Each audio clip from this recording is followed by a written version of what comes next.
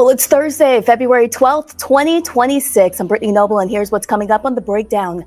Today marks day 2 of the Love Forward Together March in North Carolina as activists continue their journey from Wilson to Raleigh, calling for a moral and political awakening all across the country. Black Star Network correspondent Wesley Lowery is on the ground with marchers and will join us live with the latest. A 75-year-old man in Alabama is facing execution, even though prosecutors say he was not the shooter. Now, jurors and the victim's family are urging Governor Kay Ivey to grant clemency. An orthopedic surgeon joins us to explain why mobility, strength, and prevention may be the key to living longer and living better. The breakdown starts right now.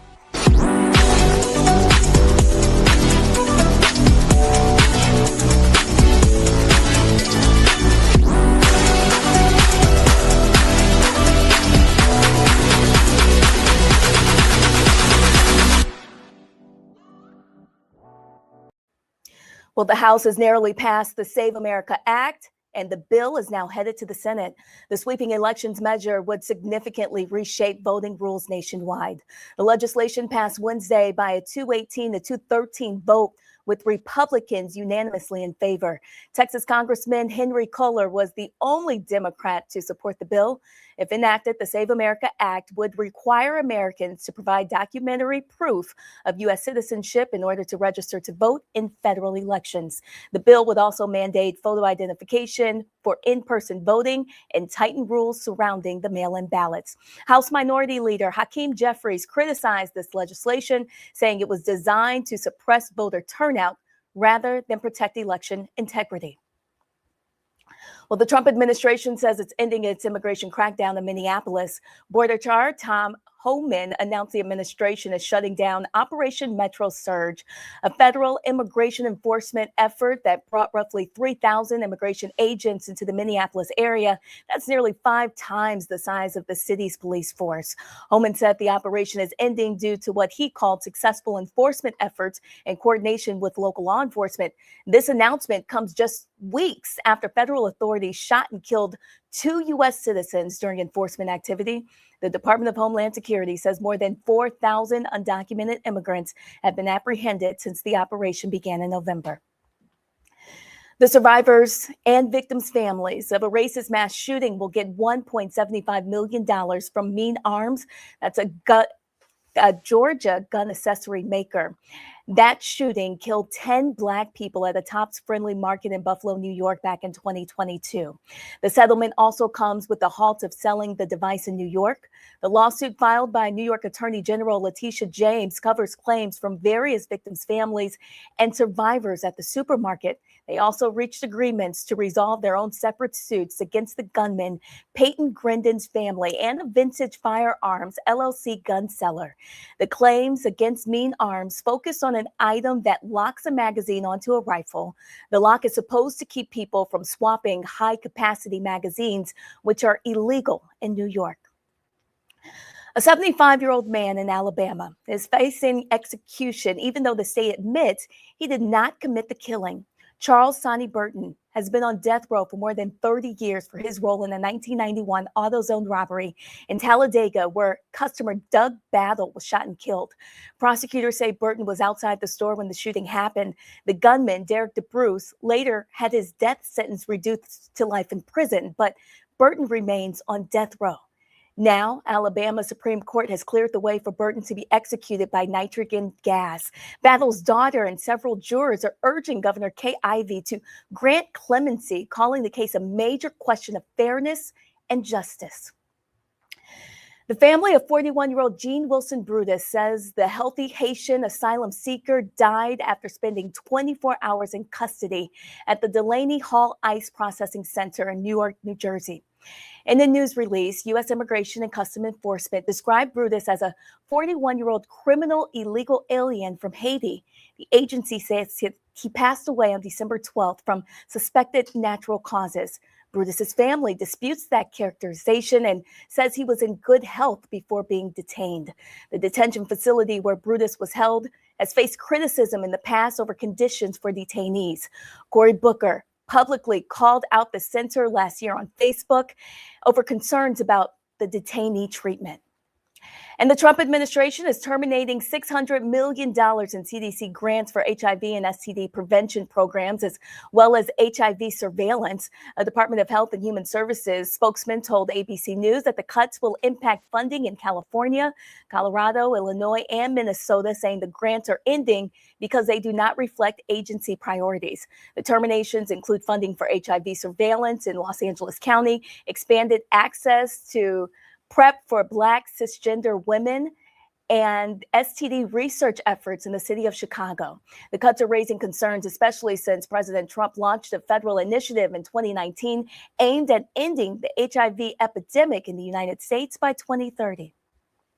Gene Simmons has strong opinions about who belongs in the Rock and Roll Hall of Fame. The Kiss rocker is not backing down from his beliefs that the organization should not induct hip-hop stars. His group was inducted in 2014, 2 years after Ice Cube earned a spot in the institution as part of the rap group NWA.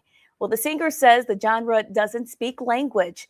He made the comments on Legends and Leaders podcast, explaining that he thinks critics and official musical institutions can't be trusted to determine a band or artist's relevance when he brought up the Rock Hall as an example. Simmons went on to say he mentioned this many times in print and even briefly stated he's not from the ghetto. It's not my music. I don't come from the ghetto. It doesn't speak my language. And I said in print many times, hip hop does not belong in the Rock and Roll Hall of Fame, nor does opera, symphony orchestras. How come the New York Philharmonic doesn't get the Rock and Roll? Because it's called the Rock and Roll Hall of Fame. But he shot back and said, no, it's the spirit of rock. Okay, fine. So Ice Cube and Grandmaster Flash and all these guys are in the Rock and Roll Hall of Fame. I just want to know when Led Zeppelin's going to be in the Hip Hop Hall of Fame. Oh, you can't do that. Oh, really? No. Music has labels because it describes an approach. By and large, rap, hip hop, it is a spoken word art. And you put, beats in back of it and somebody comes up with a musical phrase, but it's verbal. Ice Cube and I had a back and forth, and he's a bright guy, and I respect what he's done. A hidden safe house, once used by the Underground Railroad, has been discovered inside one of New York City's most well-known historic museums, the Merchant's House. The landmark was once a residential home, later preserved as a historic site in 1936, showcasing what life looked like for a wealthy family in the late 1800s. But behind a row of bedrooms on the second floor, researchers uncovered a vertical passageway believed to have been used by freedom seekers traveling in a secret during slavery. Historians say the discovery adds new evidence of how enslaved Africans escaped bondage, often with the help of both Black and white abolitionists. The Underground Railroad was a hidden network of safe houses and secret routes that helped guide people from the slavery legalized South to freedom in northern states. Coming up, the Black Star Network's Wesley Lowery has live coverage of the Love Forward Together March. That's a multi-day movement calling for political change and awakening in North Carolina. We'll go to him after the break. Remember, for more news headlines and in-depth coverage 24 hours a day, please visit the Black Star Network, your source for stories that matter to our community. We'll be right back. You're watching The Breakdown with Brittany Noble on the Black Star Network.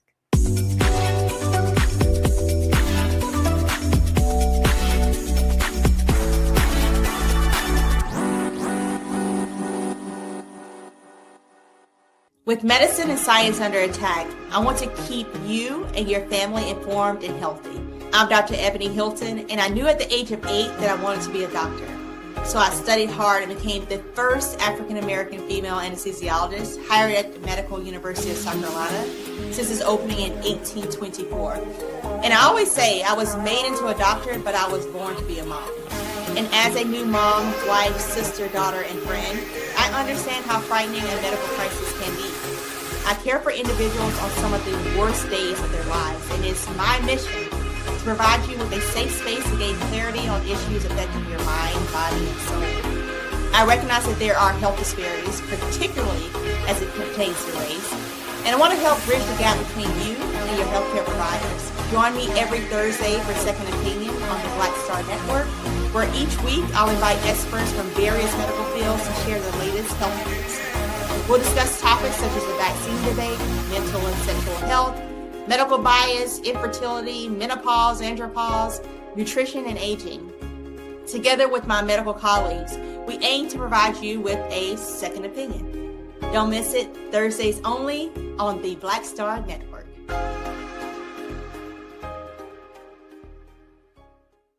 If in this country right now, you have people get up in the morning and the only thing they can think about is how many people they can hurt, and they got the power, that's the time for mourning. For better or worse, what makes America special, it's that legal system that's supposed to protect minorities from the tyranny of the majority. We are at a point of a moral emergency. We must raise a voice of outrage. We must raise a voice of compassion. And we must raise a voice of unity.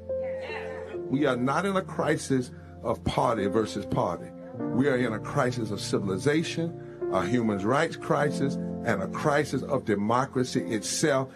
And guess what? You've been chosen to make sure that those that would destroy, those that would hate, don't have the final say, and they don't ultimately win. I'm Risa Colbert, and you're watching the Black Star Network.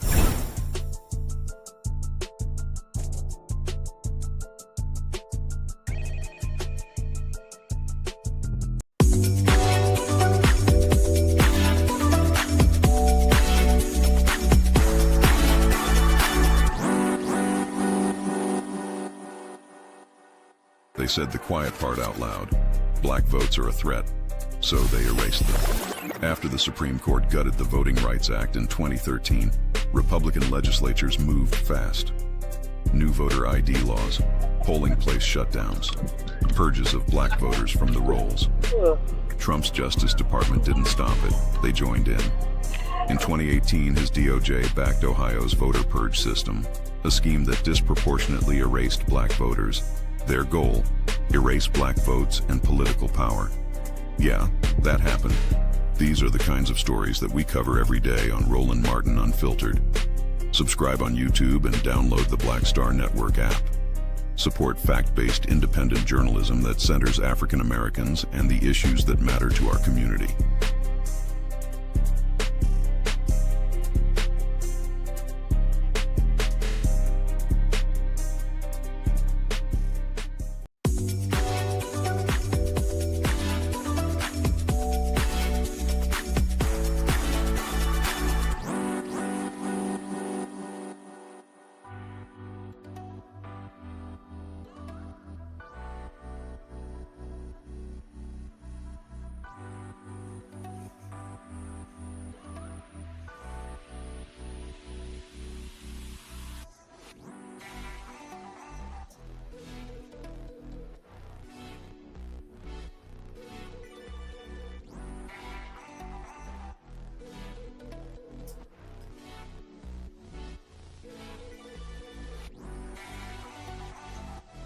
Well, today marks day 2 of the Love Forward Together March in North Carolina. Black Star Network correspondent Wesley Lowery is there with the marchers as they travel to Raleigh from Wilson. Bishop William J. Barber II has worked with others to organize this movement as he calls for the nation to a moral and political awakening. Black Star Network's Wesley Lowery joins us now from the march that's already in progress. Wesley, tell us what's happening.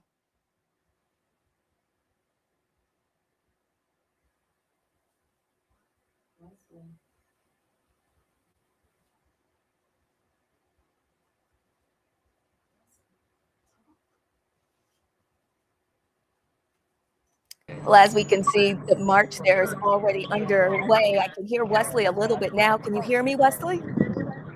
Barely can hear you, but here we are. You know, that's live television. We're here in the back of the march. We're about half of the way, actually more than half of the way to Raleigh now, coming from Wilson, where we've been marching for 2 days with Reverend Barber and others. And tell me a little bit more about this morning and what's taken place. You asked me to tell you about this morning? Yes. Okay, excellent. Sorry about that. I'm having some trouble hearing you. As you can see, I don't have any headphones in. Doing it live. We're out here in the middle of nowhere, which is great. But it's been a good morning. We started out with about a few hundred people. Started moving from the east to the west. Again, this is a rally and a march that is in response to the Republican efforts to redistrict here in North Carolina. We know that those are ordered by Donald Trump in states like North Carolina, Indiana, Ohio, Texas, in order to strengthen the Republicans' very narrow hold in the House of Representatives. Now, Reverend Barber, other civil rights leaders across the country have responded to that. And so what we're seeing here is clergy members. We're seeing members of the community, some folks who've come in from other states who have responded to these calls and have showed up demanding something different. And so what we're going to see is we're going to continue marching for another maybe hour today. Then tomorrow, there's going to finish the march to Raleigh. And then on Saturday, there's going to be a big rally and conversation where Reverend Barber and others are going to give a call to action where they ask for people to continue demonstrating and resisting what have been the Trump administration's efforts to disenfranchise Black voters. And Wesley, are you finding that more people are joining you on this march? I know you've been there since yesterday. Of course, and so we are seeing people who are joining in. We're seeing people who are sometimes coming in from outside, folks who are joining from their homes or from local businesses, people who are driving to different points on the march and joining in, driving in. So it's been excellent. It's been great. But yes, we're seeing momentum picking up day over day. What's the bishop's idea about how this is taking place so far? I mean, is this what he wanted?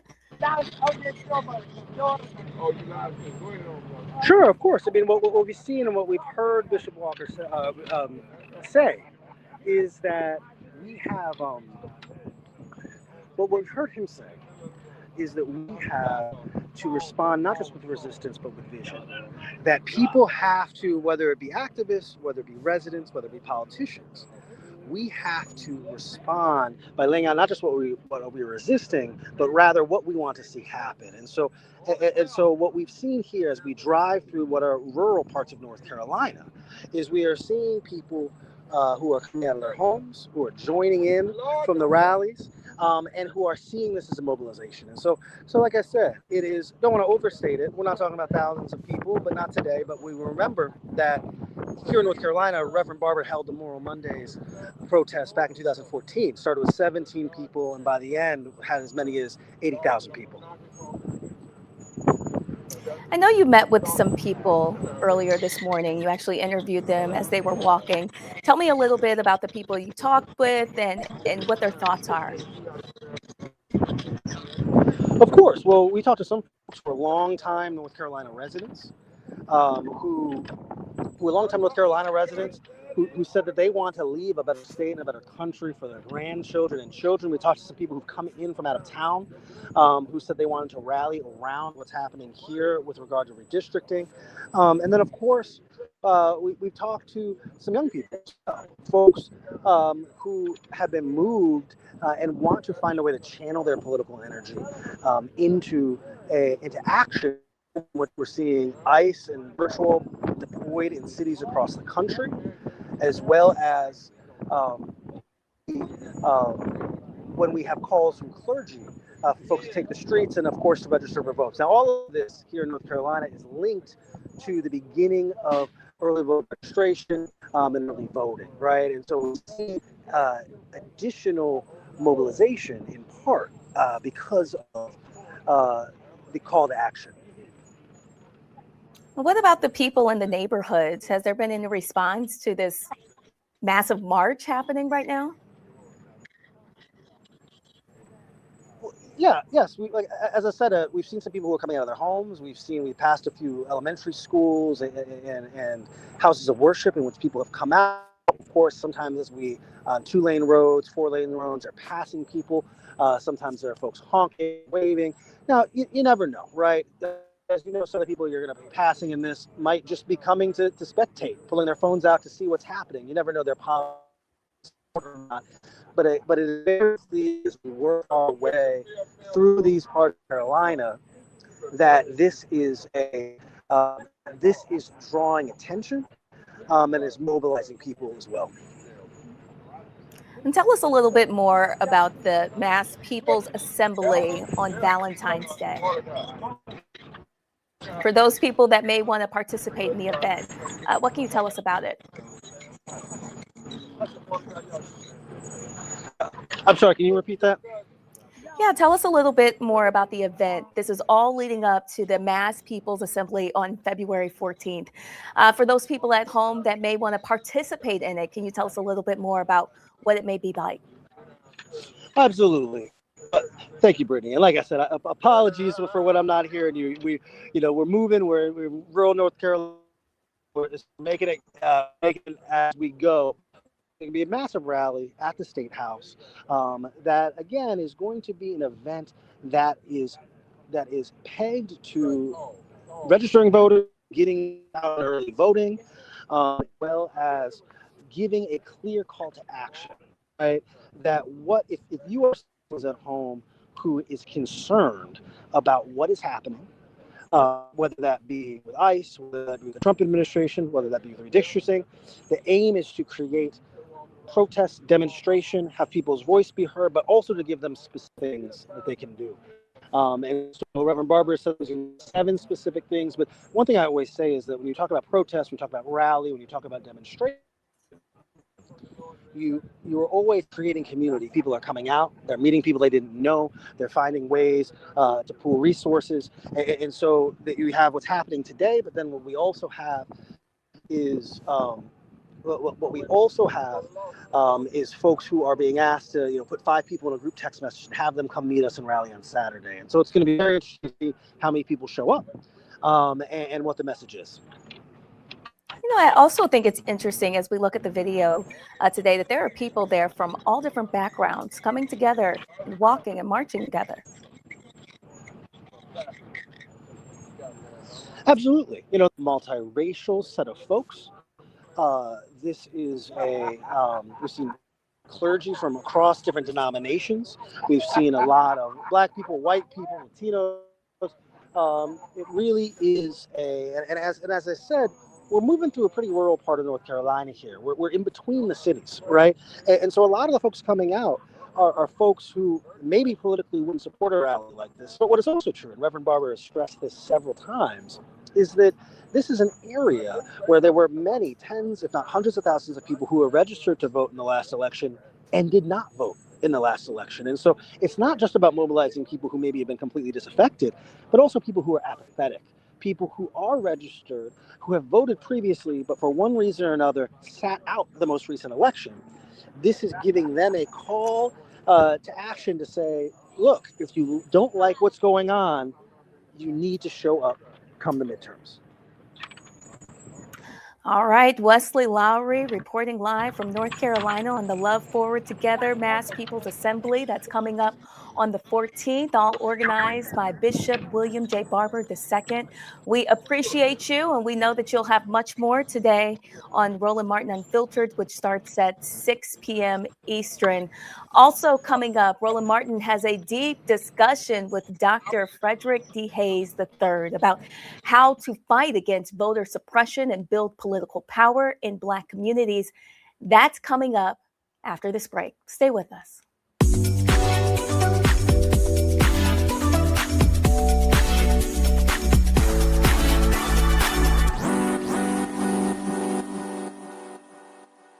They said the quiet part out loud. Black votes are a threat, so they erased them. After the Supreme Court gutted the Voting Rights Act in 2013, Republican legislatures moved fast. New voter ID laws, polling place shutdowns, purges of Black voters from the rolls. Trump's Justice Department didn't stop it, they joined in. In 2018, his DOJ backed Ohio's voter purge system, a scheme that disproportionately erased Black voters. Their goal, erase Black votes and political power. Yeah, that happened. These are the kinds of stories that we cover every day on Roland Martin Unfiltered. Subscribe on YouTube and download the Black Star Network app. support fact-based independent journalism that centers African Americans and the issues that matter to our community.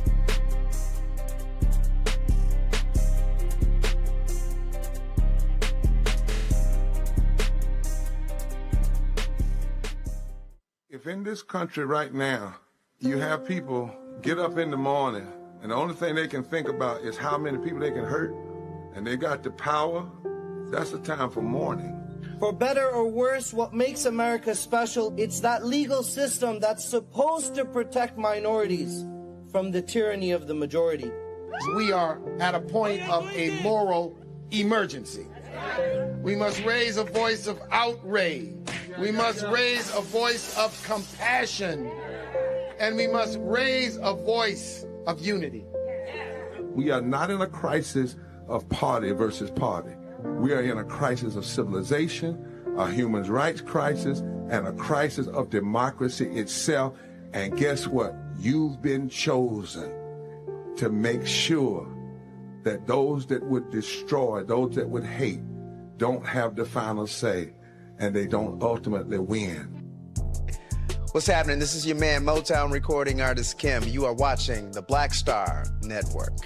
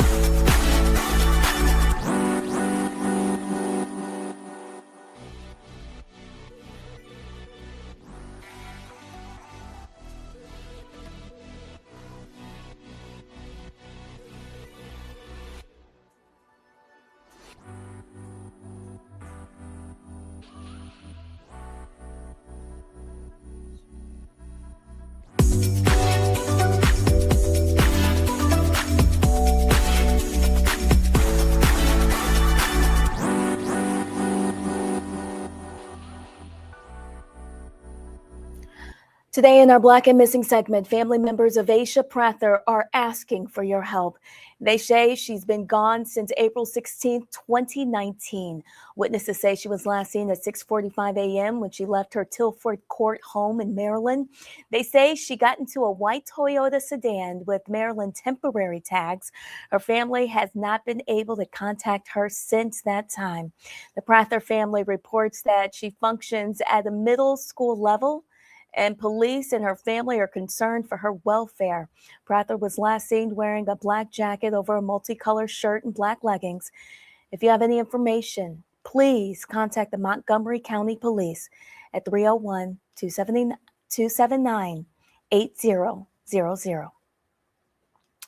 Well, in case you missed it on Roland Martin Unfiltered, Roland talks with Dallas, Texas Friendship West Baptist Church senior pastor, Dr. Frederick D. Haynes III, about how to strategically fight voter suppression, build political power, and build Black communities. Bring in Reverend Dr. Frederick D. Haynes III right now. We're going to talk to him about this Pew study, but this is what I'm talking about. Okay, when I was here in the Dallas-Fort Worth area, I was in Dallas a few weeks ago giving the MLK speech for the city of Dallas. Pastor Haynes, I saw on y'all social media there was a teach-in, an MLK teach-in, and they were laying out their action to register folks, to activate voters, to have Freedom Summer. There was a QR code, there was a whole and all these things were happening. And so what Cody just said, to me, here's what should be happening. Should be the alphas, the deltas, the AKs, the kappas, the sigmas, the iotas, the zetas, the omegas, Prince Hall, Mason, all these groups. There should be a calendar, and it should be, here are these town halls that are happening across the state. This is where they're having something this week, and then this week, and then this week. This is what's happening in the whole month of February, then the whole month of March, then the whole month of April. Next month, March 7th, everybody's going to be going to Selma to recreate the walk across the Edmonds-Pettus Bridge. I'm not interested in recreating a march. I'm interested in recreating the turnout. And I just think that, you take churches. I had a pastor, Pastor McKissick, when I had the NAN conference last year, he said, hey, we're having this session the black church in the age of Trump. I said, man, the hell with that topic. I said, NAN should be focused on mobilizing and organizing black preachers in Eastern North Carolina to win that Senate seat. And the same should be happening all across rural Georgia. I just think that we just have way too much. We have great organizations, churches and groups, but they simply are not organized and mobilizing properly.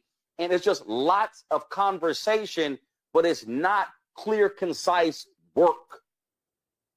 Roland, you own it. And since you referenced when you were in Dallas preaching, because I need to emphasize you preached for the MLK celebration, one of the things you said that I hope we heard, as a matter of fact, I've been preaching it ever since, you quoted from the book of Nehemiah. And for me, you used the metaphor of Nehemiah building and battling. In one hand, they had tools to build the wall. In the other hand, they had tools to fight the enemy. And for me, what you're saying and the conversation you just had, we basically need to be planning to build our communities, build political power, build, and at the same time, we need to battle against voter suppression. We need to battle against all of the things that are determined to undermine the effort to vote. Right here in Dallas, Roland, as you well know, for decades, we've been able to vote in Dallas County and throughout the state of Texas, really, from early voting up through election day at any voting site in the county. This year, right, because some people don't want some people to vote, they're only allowing that during early voting, but come election day, you can only vote at your assigned site. And some of the sites that we used to have, we no longer have. And so March 3rd is going to be a hot mess of chaos because of the fact that some people don't want some people to vote. Now, if we do what you're saying, we are outlining every single week, we're going to do this. One of the things we're trying to do, especially with this campaign, is not only get people out to the polls early, but to structure and strategize ourselves so that just in case some folk didn't hear us and go to the polls on March 3rd, we are ready to give them rides where they need to go. We're ready to educate them as to where their site is. But the bottom line is there's a strategy that has been used against us, and we've got to be strategic ourselves. And so Roland, again, preached it. We got to be ready to build and battle. Yeah, and I just want people to understand you don't have to ask anybody's permission. No. Gary Chambers is doing. They're doing these teach-ins in Louisiana. When I spoke in Columbus, Ohio last year, I was laying out to the brother there, and they were trying to do this whole citywide thing, and we were at dinner, and I was like, yeah, he was like, let me explain what we're gonna do. I just felt what they were doing was 30,000 feet. I said, bro, I need you to bring that on the ground, as Joe Madison said, put it where the ghost can get it. I said, we got to simplify this. We got to explain to people. City Hall 101, county government 101, school district 101.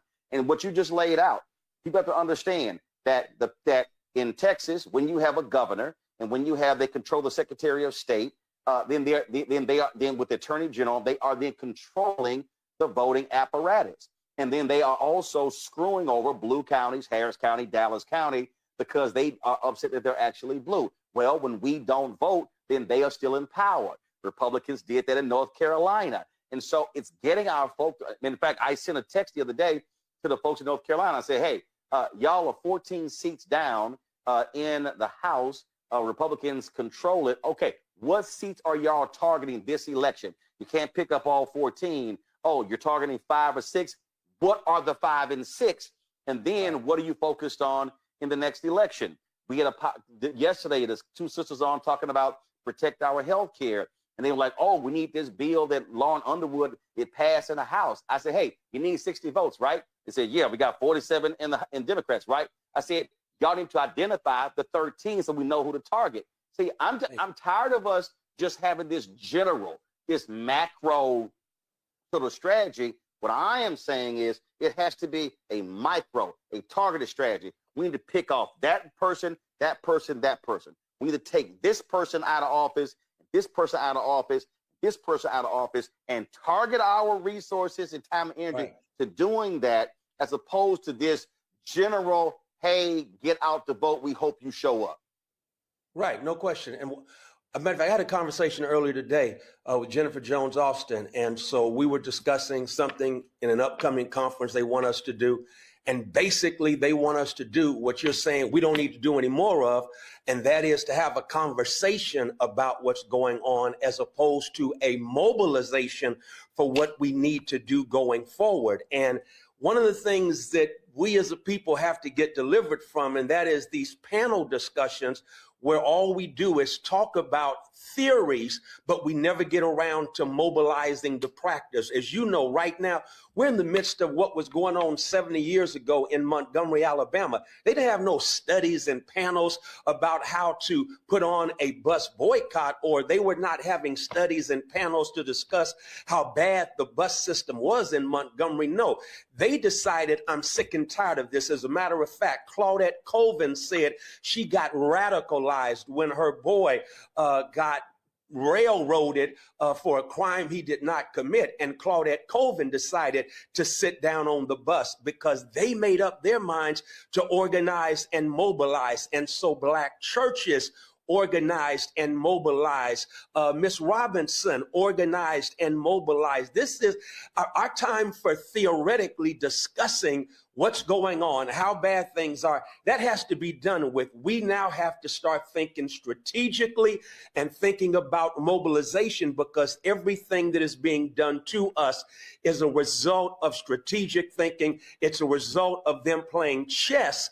And we ain't even on the board, let alone trying to play checkers. So in a real sense, it's very important that we begin to do, as you said, and that is target certain seats. And as we target those seats, and I'm not just talking about federal level, I'm talking about at the state level, I'm talking about at the county and the city level, we have to begin to target seats and then groom and grow leadership that is going to be accountable to the community because they've been connected with the community. We should already be thinking about, in Texas, 2027 and the legislative session that they are going to have in Austin, 2028. We got to be thinking about 2030. When the Tea Party lost in 2008, while we were partying, they were planning, and that's how they took over redistricting in 2010. It's all about strategically thinking ahead and planning as a result. When you talk, so you are seeking congressional seat. The primary is March 3rd.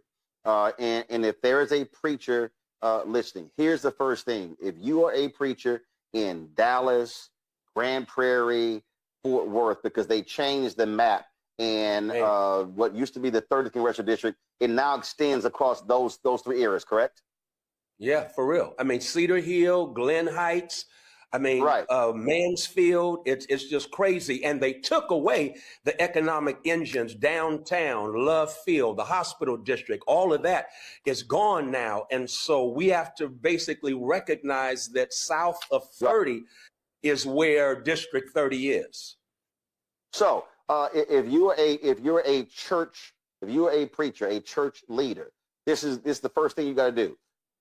Where is your church located? Which congressional district? Then what you should be saying is the precinct that where you're located. And let me help as many preachers as possible who forget. Surveying the people is biblical. Thank you. Let me say it again. Surveying the people is biblical.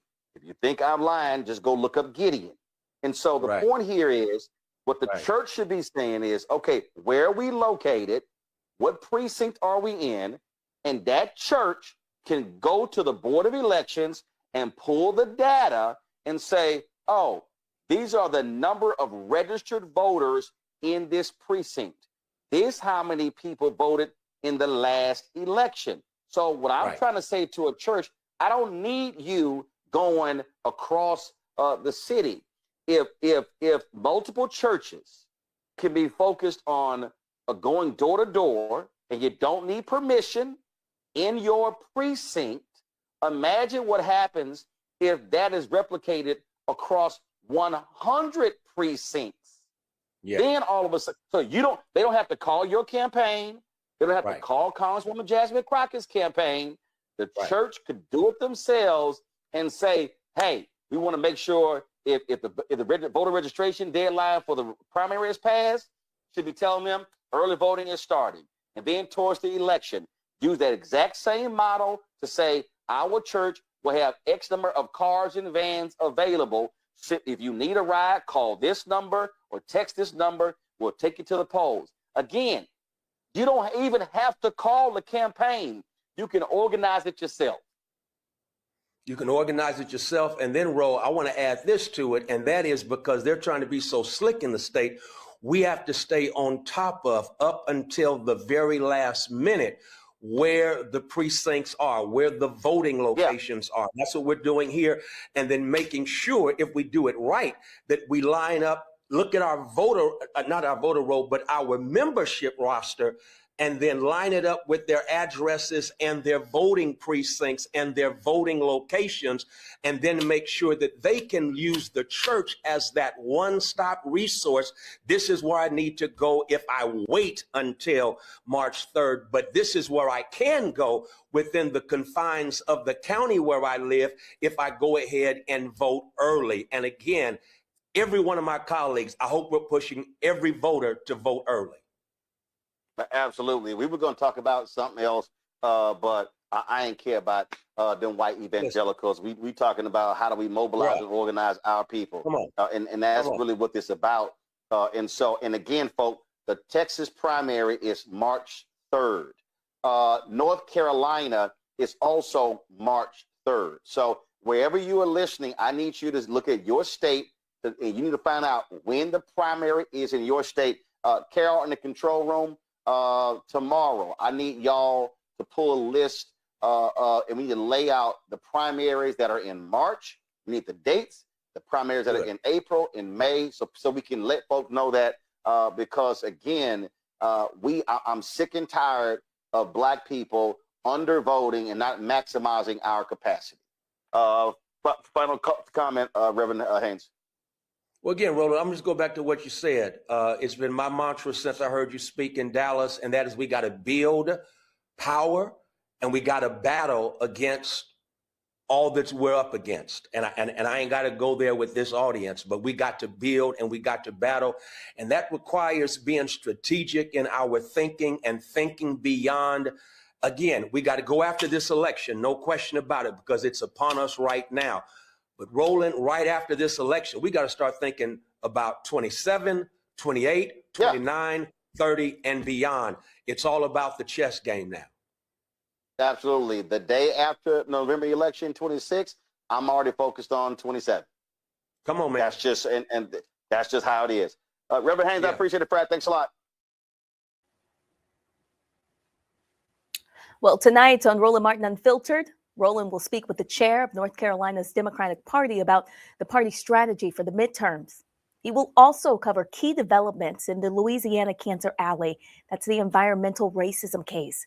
And DeMaurice Smith, former executive director of the National Football League Players Association, will share insights on why no Black head coaches were hired during this hiring circle. You won't want to miss Roland Martin Unfiltered tonight, 6 p.m. to 8 p.m. Eastern on the Black Star Network. Well, coming up after the break, everyone's talking about longevity, but the real question is, how do you stay strong enough to enjoy the life you're living? An orthopedic surgeon will join us after the break to explain why mobility and prevention could be the missing link in Black health, what you can start doing right now to protect your body long term.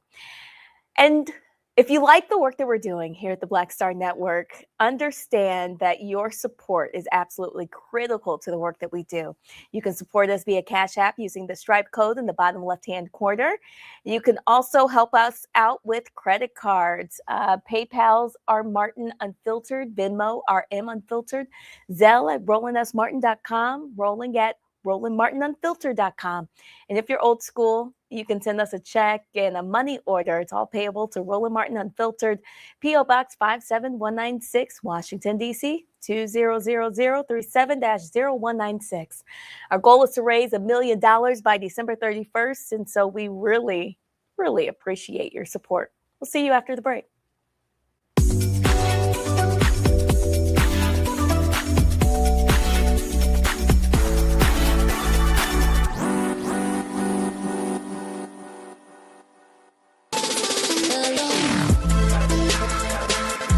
Hey y'all, welcome to The Other Side of Change, only on the Black Star Network and hosted by myself, Rhea Baker, and my good sis, Jamira Burley.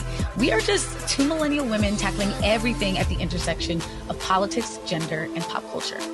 And we don't just settle for commentary. This is about solution-driven dialogue to get us to the world as it could be and not just as it is. Watch us on the Black Star Network, so tune in to The Other Side of Change.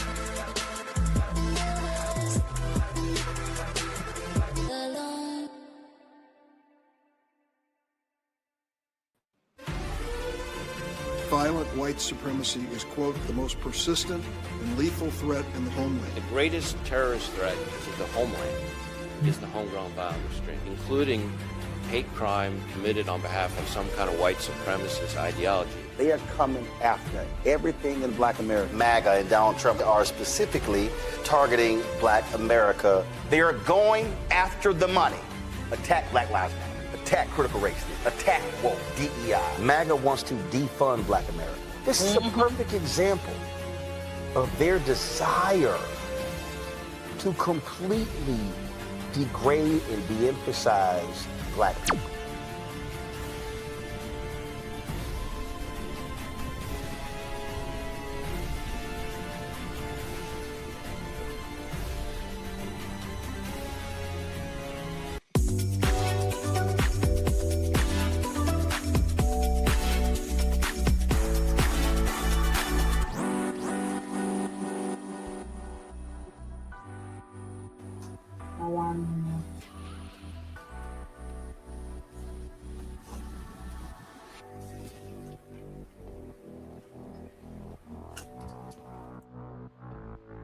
Yeah, that's fine.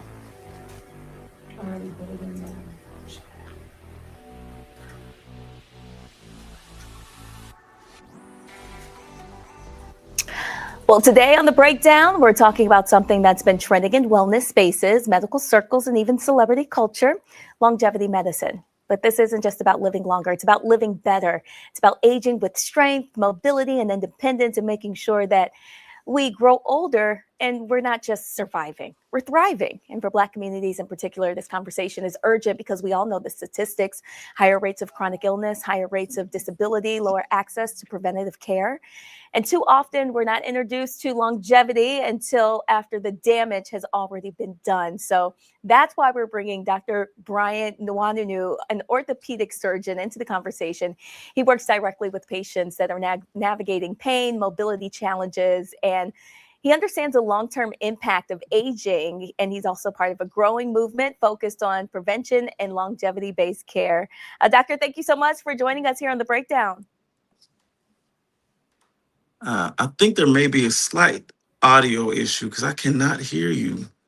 Oh, It just went out. man. I don't Did it know if you really? can hear me. Okay. Well, here's what we can do. If he cannot hear us, folks, this is live TV. We will have to pre-record his interview and bring him back into the show because you still can't hear me now. No, he cannot. All right. That's all right. We will make sure to have this conversation here on The Breakdown because it's so important that we talk about longevity medicine. All right, that is going to do it for us here on The Breakdown. We thank you so much for joining us today. As always, you can go to Black Star Network for news 24 hours a day. We'll be back tomorrow at 12 noon Eastern time. And of course, Roland Martin will have his Roland Martin Unfiltered show here on the Black Star Network. His show starts at 6 p.m. Eastern. It lasts until 8. We just appreciate you guys for supporting us here on the Black Star Network. I'm Brittany Noble. You can follow me online at The Noble Journalist, and I'll see you again tomorrow. Have a great day.